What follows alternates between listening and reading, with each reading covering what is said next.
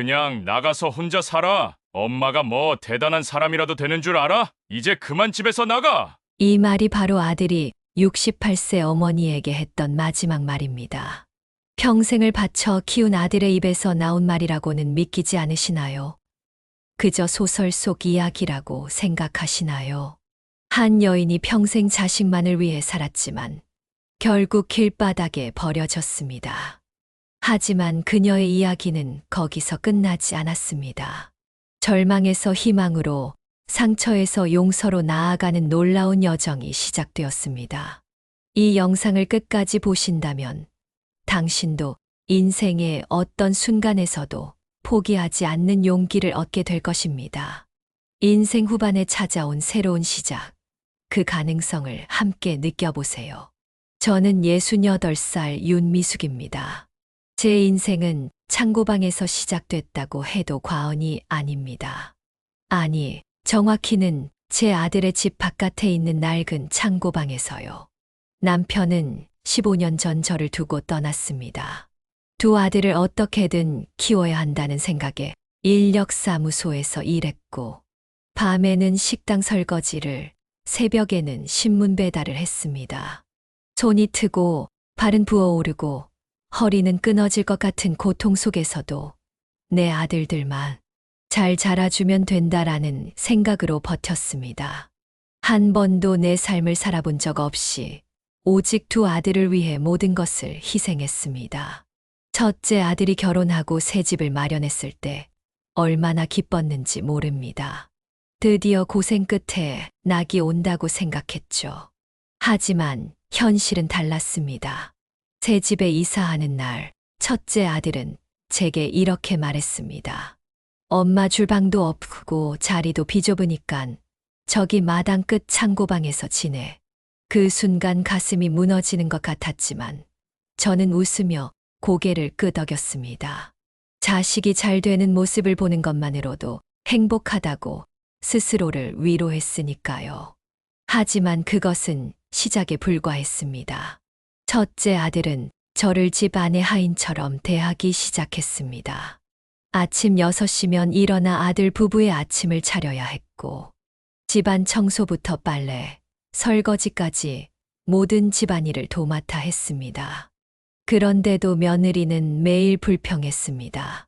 어머니, 이건 왜 이렇게 했어요? 이렇게 하면 안 되는데. 한 번은 제가 몸이 아파 하루 쉬고 싶다고 했더니 아들은 이렇게 말했습니다.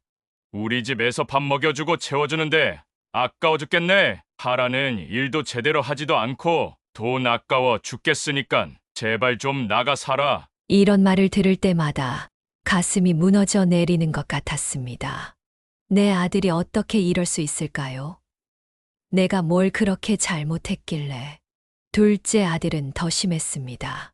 첫째 집에 가끔 들르면 저를 보자마자 인상부터 찌푸립니다. 진짜 보기 싫은데 제발 내 눈에 안 보였으면 좋겠어. 이제 그만 살 때도 되지 않았나? 매일같이 저를 무시하고 욕설을 퍼부었습니다. 그 말 한마디, 한마디가 저를 조금씩 죽이고 있다는 것을 느꼈지만 저는 참았습니다. 그래도 내 자식인데, 내가 낳고 키운 자식인데. 어버이날이 다가왔습니다. 텔레비전에서는 어버이날 특집 프로그램이 방영되고 거리에는 카네이션을 든 사람들로 가득했습니다. 이번에는 아들들이 나를 찾아줄 것이다 라는 작은 희망을 품고 저는 소박하게 카네이션 한 송이를 준비했습니다. 시장에서 가장 예쁜 붉은 카네이션을 골라 창고방 유리병에 물을 담고 꽂아두었죠. 아들들이 오면 가슴에 달아주려고요. 밤새 잠을 설치며 아침을 맞이했습니다. 평소보다 더 일찍 일어나 아들 부부가 좋아하는 음식들을 정성껏 준비했습니다. 그런데 아침 식사 시간, 아들과 며느리는 서둘러 집을 나섰습니다. 오늘 중요한 약속이 있으니 집 청소하고 깔끔하게 정리해놔. 저는 오늘 어버이날인데 라는 말을 꺼내지 못하고 그저 웃으며 배웅했습니다. 저녁에 깜짝 선물을 준비하나 보다라고 생각하며 기대에 부풀었습니다. 하지만 첫째는 저녁이 되어도 오지 않았고 전화를 걸자 바쁘다고 연락을 끊었습니다. 둘째에게 전화를 걸었지만 아무 연락도 되지 않았습니다. 밤이 깊어갈수록 저의 희망은 산산이 부서져 갔습니다. 유리병에 꽂아둔 카네이션이 시들어가는 모습을 보며 내 마음도 함께 시들어가는 것 같았습니다. 창고방 작은 창문으로 보이는 밤하늘의 별들만이 저의 유일한 친구였습니다. 내가 이렇게 살아야 하는 이유가 뭘까? 이게 정말 내 인생의 끝인 걸까? 그날 밤 저는 오래간만에 꿈을 꿨습니다. 남편이 살아있을 때 우리 가족이 함께 소풍 갔던 그날의 꿈이었습니다. 아이들은 뛰어놀고 남편은 웃으며 저를 바라보던 그 행복했던 순간이 꿈에서 생생하게 되살아났습니다. 잠에서 깨어났을 때 저희 얼굴은 눈물로 젖어 있었습니다. 어버이날 다음 날이었습니다. 아침부터 첫째 아들 집안에서 요란한 소리가 들렸습니다. 며느리가 그릇을 깨는 소리, 아들이 소리치는 소리. 무슨 일인지 몰라 불안한 마음으로 창고방 문을 열었을 때 아들과 며느리가 제 앞에 서 있었습니다. 며느리랑 얘기했는데 우리 이제 둘이 살기로 했어. 엄마는 이제 나가야 해. 순간 귀를 의심했습니다. 내가 뭘 잘못했다고? 3년 동안 하인처럼 일하며 참고 살았는데 이제 와서 나가라니? 아들아, 내가 뭐 잘못했니? 말해봐. 고칠게. 하지만 아들의 대답은 차갑기만 했습니다.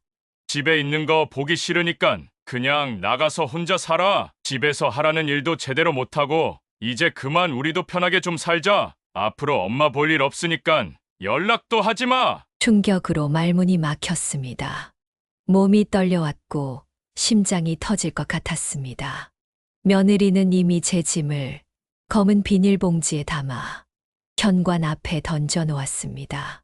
옷 몇 벌과 낡은 신발, 작은 손거울이 전부였습니다. 제 평생 모아온 것이라곤 이것뿐이었습니다.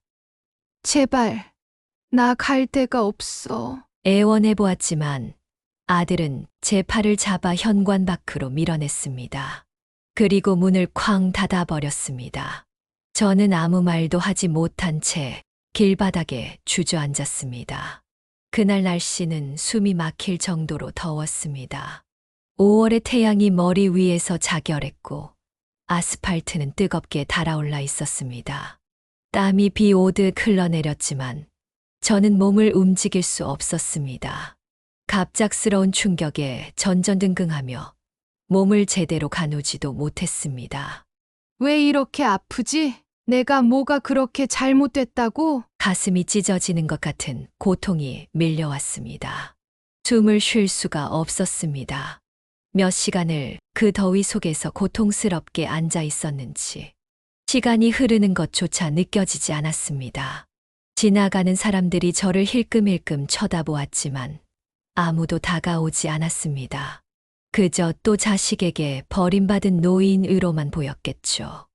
오후가 되자 아들 집 문이 열렸습니다.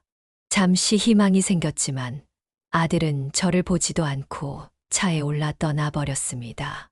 떠나기 전 창문을 내리고 마지막으로 말했습니다. 그냥 죽어도 상관없어. 이제 다신 보지 말자. 그 말을 들으며 가슴이 찢어지는 것 같았습니다. 내 전부였던 아들들, 내가 모든 것을 바쳤던 그 아이들이 이제는 나를 길바닥에 내쫓았습니다. 평생 자식을 위해 살아온 저에게 이것이 과연 공정한 결말인가요?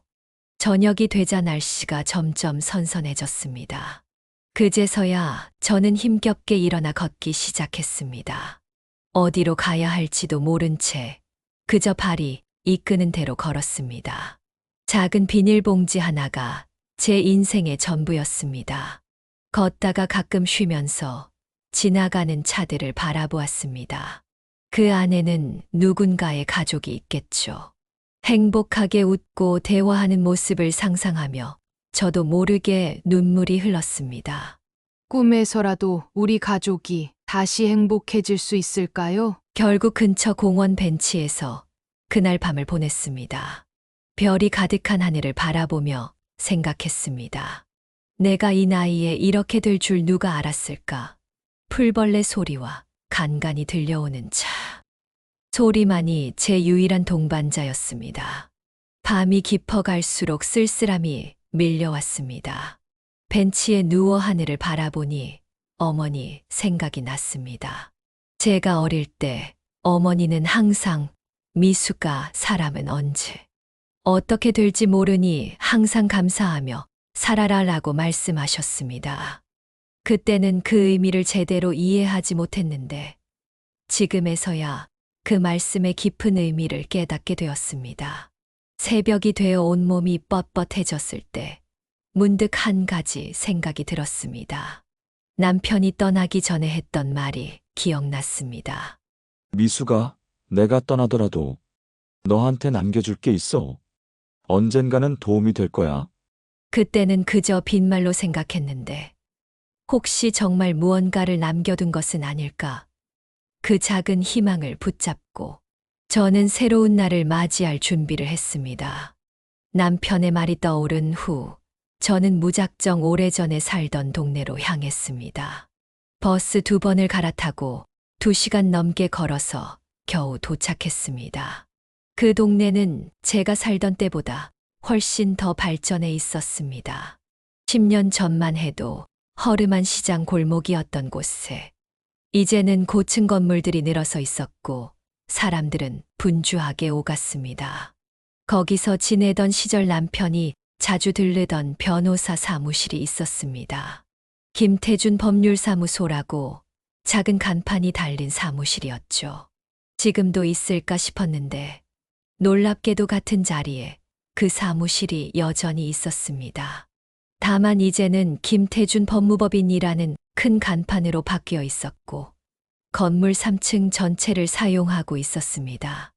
용기를 내어 문을 열고 들어갔습니다. 안내 데스크에 젊은 여성이 앉아 있었습니다. 안녕하세요. 무엇을 도와드릴까요? 저 제 남편이 예전에 이 사무실에 종종 왔었는데 혹시 김영수라는 이름 기억나시나요? 그녀는 잠시 컴퓨터를 확인하더니 놀란 표정을 지었습니다. 김영수님의 부인이신가요? 윤미숙 씨 맞으신가요? 제 이름을 부르는 순간 가슴이 쿵쾅거렸습니다. 네, 맞아요. 잠시만 기다려주세요. 그녀는 재빨리 안쪽 사무실로 들어갔고 잠시 후 중년의 여성 변호사가 나왔습니다. 미숙님, 드디어 뵙게 되었네요. 저희가 10년 넘게 찾아왔던 분이세요. 저는 그 자리에 털썩 주저앉았습니다. 변호사는 물을 가져다 주며 천천히 설명해 주었습니다. 남편이 숨겨둔 땅이 있었는데 그것도 하나가 아니라 여러 필지였다는 거예요. 그리고 그 땅이 지금은 대규모 개발지구로 변하면서 상상 이상의 금액을 지닌 부동산이 되었다는 겁니다. 남편분께서는 그 땅을 기반으로 부동산 개발 회사도 세워두셨어요. 그리고 모든 지분과 권한을 미숙님께 물려주도록 법적 장치를 마련해 두셨습니다. 그런데 연락처가 바뀌셔서 계속 찾지 못했던 거예요. 그럼 제가 지금 네, 현재 자산 가치로는 약 500억 원 정도 됩니다. 그리고 회사 회장직도 미숙님의 것입니다. 그 말을 듣는 순간 제 귀를 의심했습니다. 500억이라니. 어제까지만 해도 길거리에서 잠을 잤던 저인데 하루아침에 벼락부자가 되었다니. 이건 꿈인가요? 전혀요. 모든 서류가 준비되어 있습니다. 오늘부터 미숙님은 영수건설의 회장님이세요. 그날 저녁 저는 호텔 스위트룸에서 잤습니다. 변호사의 도움으로 임시 숙소를 마련한 것이었죠. 푹신한 침대에 누워 있는데도 몸은 여전히 공원 벤치의 딱딱함을 기억하고 있는 듯 했습니다. 일주일 뒤 저는 남편이 남긴 고급 저택으로 이사했습니다. 강남의 한적한 주택가에 위치한 2층짜리 주택으로 넓은 정원과 수영장까지 갖추고 있었습니다. 집 안에는 이미 비서와 가정부가 대기하고 있었고 그들은 저에게 최대한의 예의를 갖추었습니다. 회장님, 식사 준비했습니다. 회장님, 오늘 일정을 확인해 주세요. 이런 말들이 제게 향하는 것이 너무나 어색했습니다. 평생 엄마, 아줌마로만 불리던 제가 갑자기 회장님이 되었으니까요. 비서는 저에게 회사 운영 상황과 재산 관리 방법을 차근차근 알려주었고, 점차 저는 회장으로서의 역할에 적응해 갔습니다. 처음에는 모든 것이 낯설고 두려웠지만, 시간이 지날수록 자신감이 생겼습니다. 우리 회사의 주요 사업은 무엇인가요? 현재는 부동산 개발과 건설이 주력이지만 회장님이 원하시는 방향으로 확장할 수 있습니다. 그 말을 듣고 문득 생각이 떠올랐습니다. 제가 겪었던 것과 같은 어려움을 겪는 노인들을 돕는 사업을 시작하면 어떨까? 자식에게 버림받은 노인들을 위한 주거, 시설과 일자리를 만들면 어떨까? 그렇게 럭셔리한 생활이 시작됐습니다. 고급 차를 타고 좋은 음식을 먹고 평생 꿈꿔왔던 여행을 다니기 시작했습니다. 백화점에서 쇼핑을 하면 직원들이 허리를 숙이며 응대했고, 식당에서는 VIP석으로 안내받았습니다. 저에게는 마치 다른 세상에서 살고 있는 것 같았습니다. 하지만 밤이 되면 여전히 아들들 생각이 났습니다. 화려한 침대에 누워 있어도 그들이 내뱉었던 차가운 말들이 귓가에 맴돌았습니다. 특히 첫째 아들이 저를 길거리로 밀어내며 했던 말. 엄마는 나한테 필요 없다. 이제 와서 내가 뭐 하겠다는 거냐? 이제 나는 내 인생을 살 거야. 이제는 내가 원하는 대로 살아야겠다. 스스로에게 다짐했지만 과거의 고통을 완전히 잊을 수는 없었습니다. 특히 아들들의 배신은 더욱 선명하게 기억에 남아 있었습니다. 가끔은 그들에게 이 모든 것을 보여주고 싶다는 생각도 들었지만 곧 마음을 다잡았습니다. 이제는 저 자신을 위한 삶을 살아야 할 때였으니까요. 1년이 지나자 저는 회사를 완전히 장악했습니다. 처음에는 모르는 것이 많아 주변 사람들에게 의존했지만 점차 자신만의 결정을 내리기 시작했습니다. 특히 노인 복지에 관한 사업을 시작하면서부터는 더욱 적극적으로 회사를 이끌었습니다. 미숙 실버타운이라는 이름으로 전국 각지의 노인 복지 시설을 건설하기 시작했고, 그곳에서는 자식에게 버림받은 노인들이 존엄성을 지키며 살 수 있도록 지원했습니다. 또한 실버 일자리 창출 센터를 만들어 노인들이 이를 통해 자존감을 회복할 수 있게 도왔습니다. 그렇게 3년의 시간이 흘렀습니다. 이제 저는 사회적으로도 인정받는 기업인이 되었고, 저희 노인 복지 사업은 전국적으로 확대되었습니다. 가끔 TV에 출연해 인터뷰도 하고 신문에 제 이야기가 실리기도 했습니다. 그런 기사를 통해 아들들도 저의 변화된 모습을 알게 될 것이라고 생각했습니다만 아직 그들에게서 연락은 없었습니다. 어느 가을 아침 평소처럼 사무실에서 회의를 준비하고 있는데 비서가 다급히 들어왔습니다. 회장님, 밖에 손님이 오셨는데 첫째 아드님이라고 하십니다. 제 심장이 멈춘 것 같았습니다. 3년 만에 찾아온 아들. 무슨 용건일까요? 잠시 망설였지만 결국 만나기로 했습니다. 들여보내주세요. 문이 열리고 첫째 아들이 들어왔습니다. 예전의 오만한 모습은 온데간데 없고 조심스럽게 걸어 들어오는 모습이 낯설었습니다. 양복을 입고 있었지만 옷은 구겨져 있었고 넥타이도 삐뚤어져 있었습니다. 눈 밑에는 다크서클이 짙게 내려앉아 있었고 얼굴은 헬쑥했습니다. 어머니, 오랜만에 듣는 어머니라는 호칭이 어색했습니다. 예전에는 항상 반말로 엄마라고 부르더니 이제는 존댓말에 어머니라니. 오랜만이구나. 무슨 일이니? 어머니가 이렇게 성공하셨다는 소식을 들었어요. 정말 자랑스럽습니다. 그의 말에는 진심이 담겨 있지 않았습니다. 눈빛이 계속해서 사무실 내부를 훑어보며 특히 값비싼 물건들의 시선이 머물렀습니다. 책상 위 크리스탈 장식품, 벽에 걸린 명화, 창문 너머로 보이는 고급 차들. 그의 눈빛에서 탐욕이 느껴졌습니다. 고마워. 근데 갑자기 찾아온 이유가 뭐니? 아들은 잠시 머뭇거리더니 곧 본색을 드러냈습니다. 사실은 저 좀 어려운 상황이에요. 사업을 시작했는데 실패하고 빚이 많이 쌓였어요. 집도 경매로 넘어갈 위기고. 그래서? 엄마, 돈 좀 달라고요. 나는 그동안 고생했잖아요. 제발 한 번만 도와줘요. 결국 본색을 드러낸 아들. 저는 이미 예상했던 일이었습니다. 그가 저를 찾아온 것은 저 때문이 아니라 제 돈 때문이라는 것을. 왜 도와줘야 하지? 내가 길바닥에 앉아 있을 때는 어디 있었니? 아들의 표정이 순간 굳었다가 곧 애원하는 표정으로 바뀌었습니다. 그건 그때는 제가 상황이 안 좋았어요. 이제는 달라졌어요. 정말 어머니가 필요해요. 그의 말은 더 이상 제 마음을 움직이지 못했습니다. 3년 전 저를 내쫓던 그날의 기억이 선명하게 떠올랐습니다. 그가 원하는 것은 저가 아니라 단지 제 돈이었으니까요.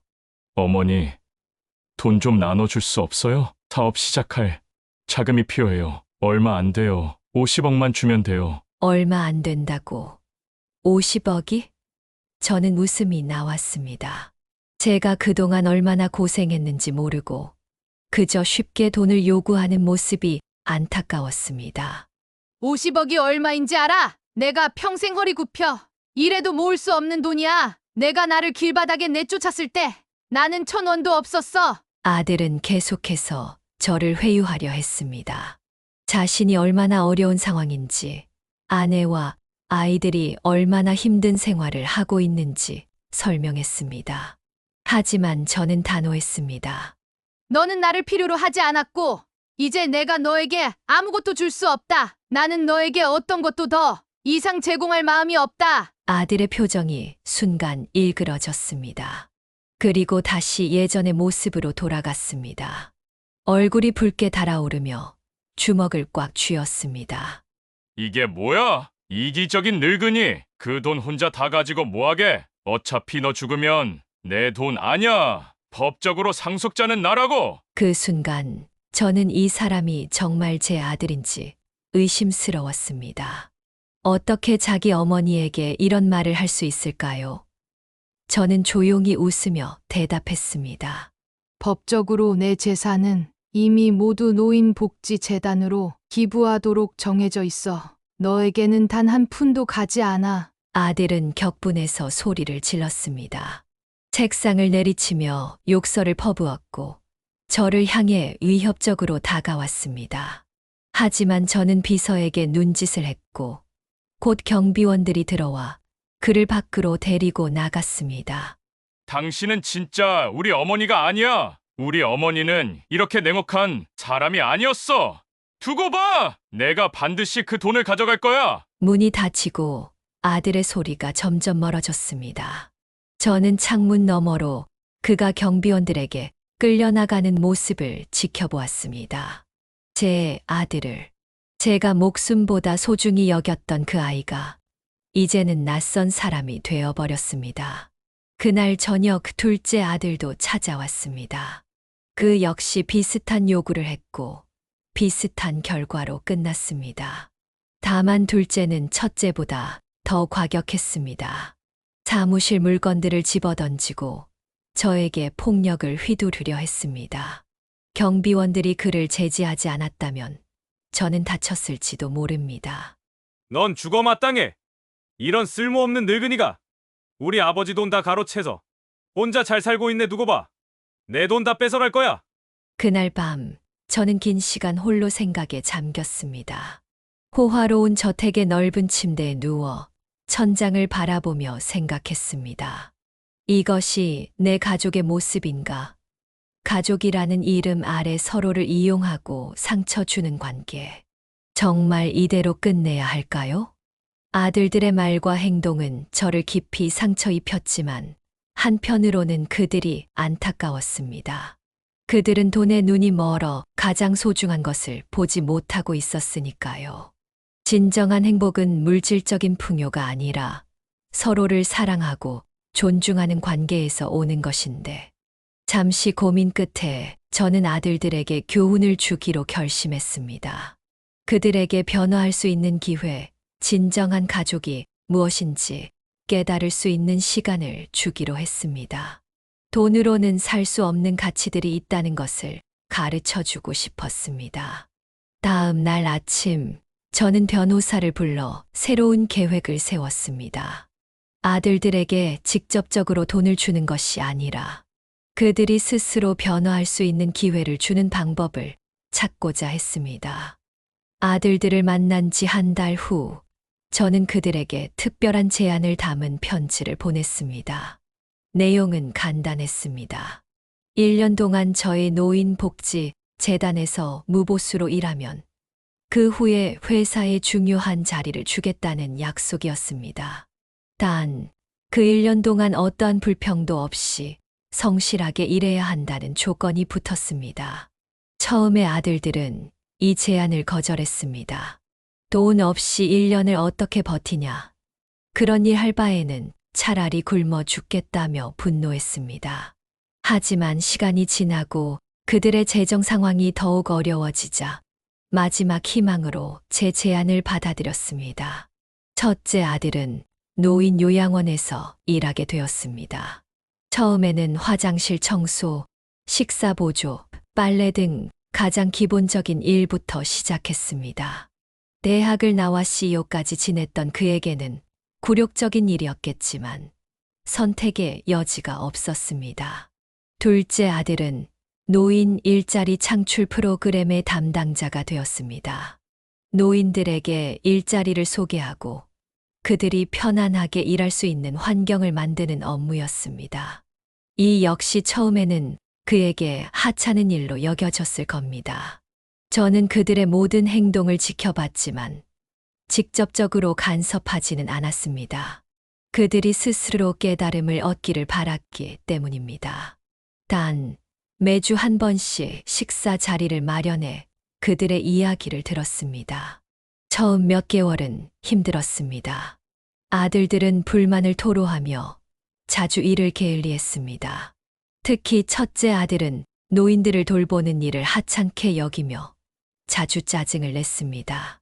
이런 일이나 시키고 엄마는 날 완전히 망신시키려고 작정했구나. 대학 나와서 CEO까지 했던 내가 이런 일을 하다니. 하지만 그런 불평도 시간이 지나면서 점차 줄어들었습니다.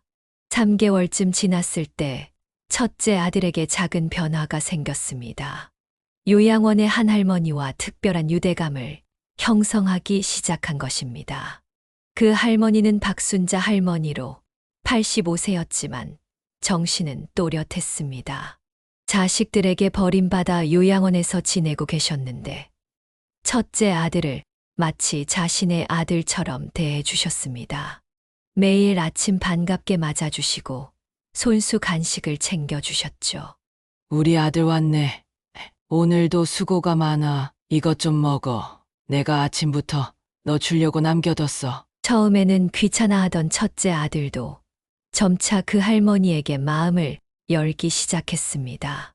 할머니의 방을 청소할 때는 더 정성을 들였고 식사 시간에는 할머니가 편안하게 드실 수 있도록 특별히 신경 썼습니다.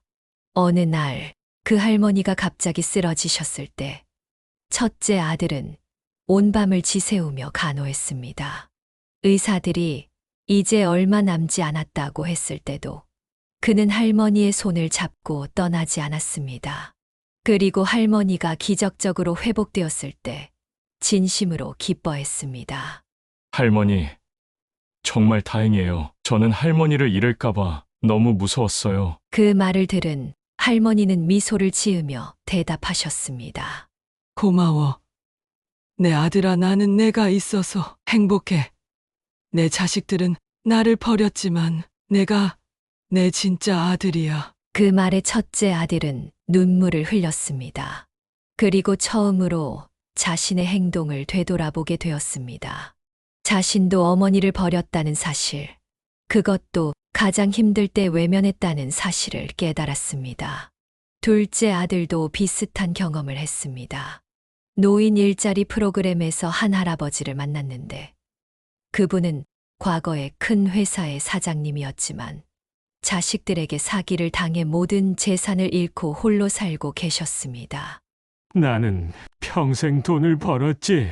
회사도 키우고 직원도 수백 명이었어. 그런데 내 아들이 내 돈을 다 빼앗아 갔어. 내가 병원에 입원해 있을 때 내 통장을 다 털어간 거야. 그 할아버지의 이야기를 들으며 둘째 아들은 자신의 모습을 보는 것 같았습니다. 자신도 어머니의 돈을 노리고 있었다는 사실, 어머니를 사람이 아닌 돈줄로 여겼다는 사실이 부끄러웠습니다. 그 할아버지는 지혜롭고 인자한 분이었습니다.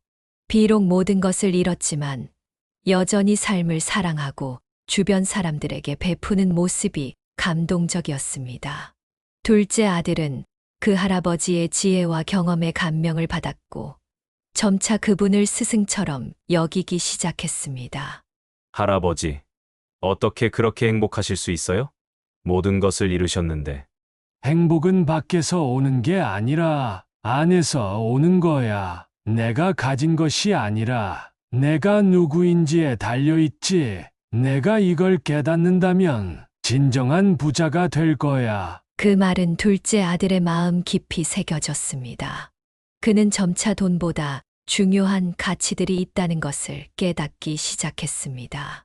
그렇게 6개월이 지났을 때 두 아들 모두 완전히 다른 사람이 되어 있었습니다. 그들은 더 이상 돈을 요구하지 않았고 진심으로 노인들을 돕는 일에 보람을 느끼고 있었습니다. 식사 자리에서도 예전과 달리 진지한 이야기를 나누게 되었습니다. 어머니, 요양원에 계신 할머니들이 어머니께 정말 감사해 하세요. 특히 독거노인 분들은 말이에요. 어머니가 만드신 이 시스템이 아니었다면 그분들은 정말 불행했을 거예요. 맞아요. 어머니 할아버지들께서도 일자리가 생겨서 너무 기쁘다고 하세요. 단순히 돈 문제가 아니라 자신이 아직 쓸모있는 사람이라는 자존감이 생겼대요. 저는 아들들의 변화를 보며 조용히 미소 지었습니다.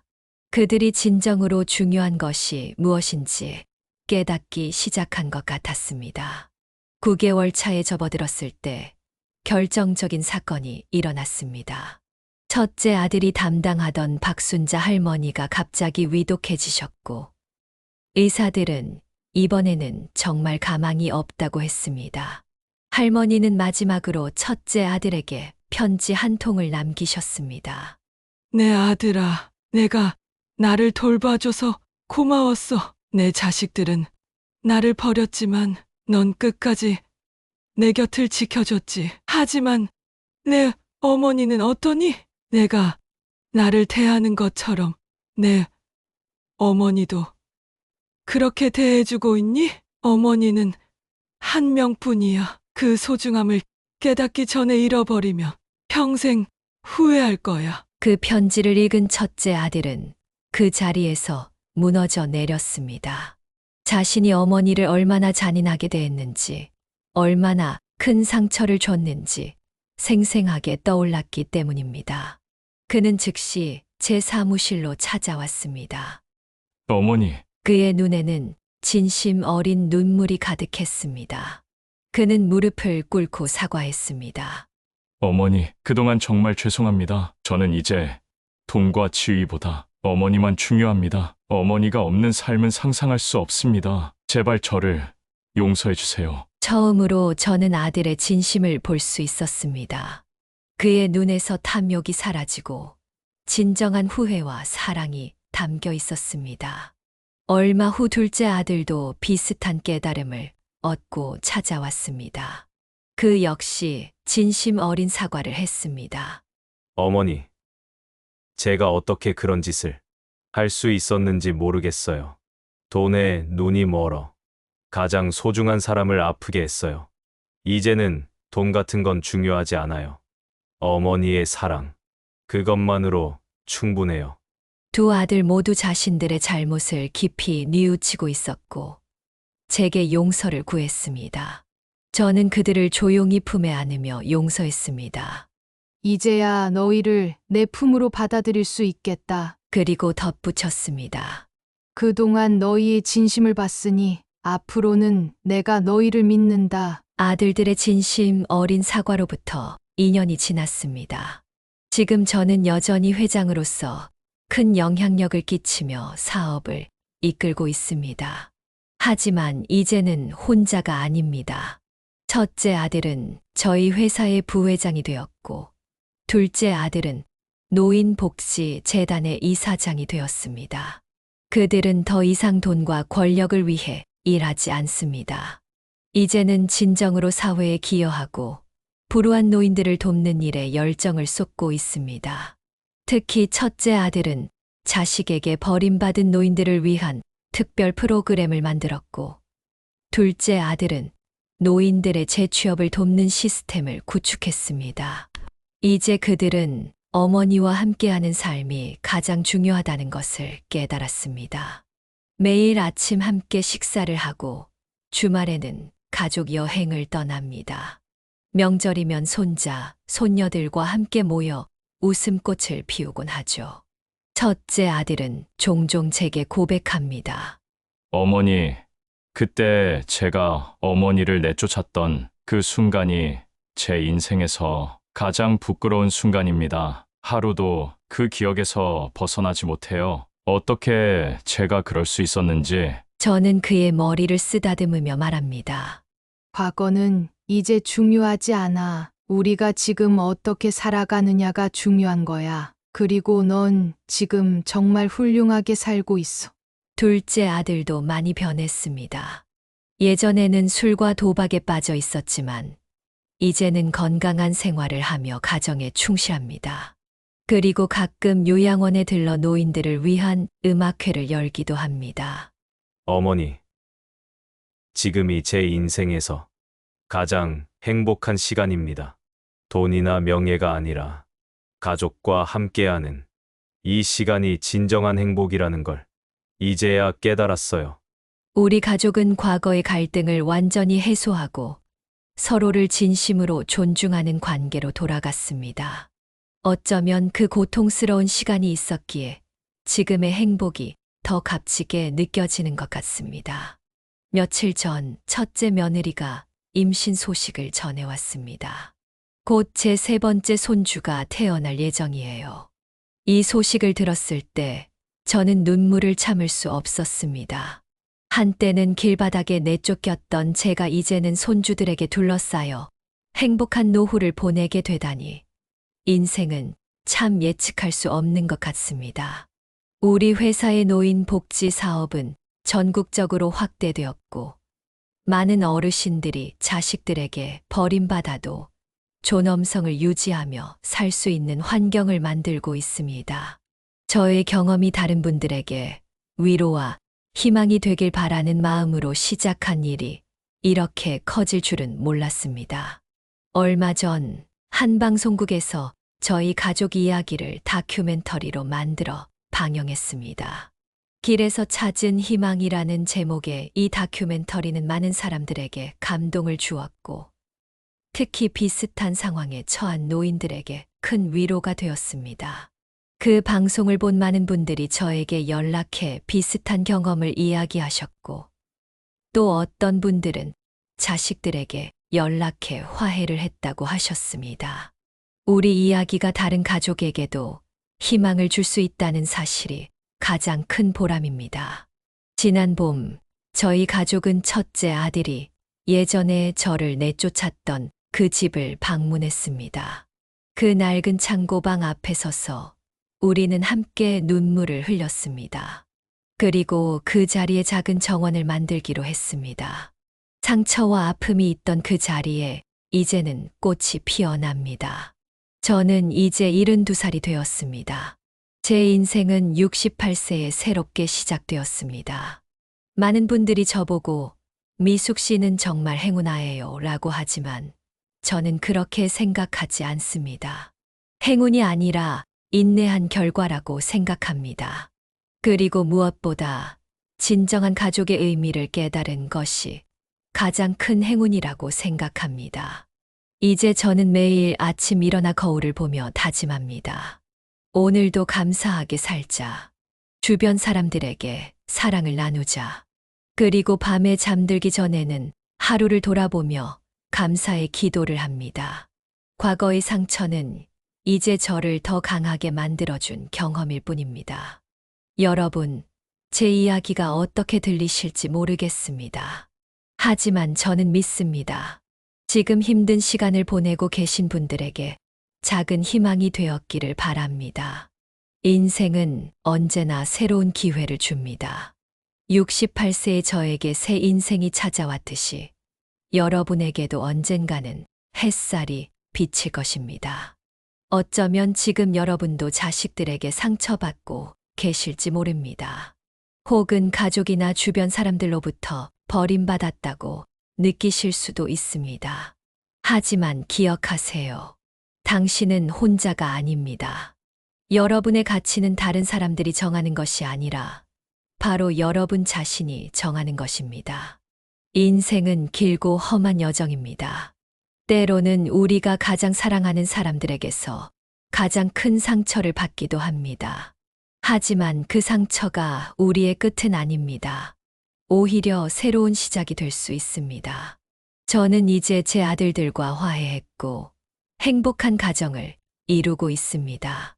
하지만 모든 이야기가 이렇게 해피엔딩으로 끝나는 것은 아닙니다. 어쩌면 여러분은 아직 가족과의 화해를 이루지 못했을 수도 있습니다. 그래도 괜찮습니다. 가장 중요한 것은 여러분 자신과의 화해입니다. 스스로를 용서하고 사랑하는 법을 배우는 것이 먼저입니다. 제가 지금까지 살면서 깨달은 가장 중요한 교훈은 이것입니다. 인생에서 가장 큰 재산은 돈이나 명예가 아니라 사랑과 관계입니다. 돈은 언제든 잃을 수 있고 명예도 사라질 수 있지만 진심 어린 사랑의 기억은 영원히 남습니다. 저는 이제 행복합니다. 그리고 여러분도 행복하시길 바랍니다. 감사합니다.